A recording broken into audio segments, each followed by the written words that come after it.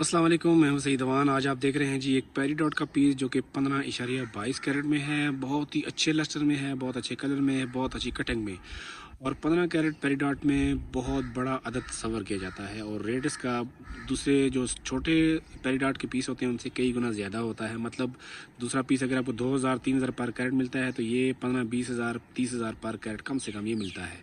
अगर हम कीमत ख़रीद की बात करें तो ये हमारी ख़रीद US डॉलर में है, फिर हम आपको पाक रुपीज़ में भी कन्वर्ट करके बताएंगे।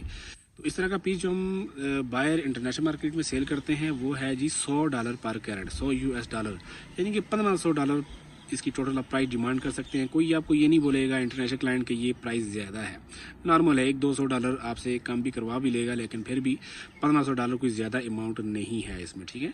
और अगर हम कीमत ख़रीद पर बात करें तो कीमत ख़रीद क्योंकि हम लाट के हिसाब से जब उठाते हैं तो उसमें हमें चीज़ें ज़ाहिर है मुनासिब मिलती हैं।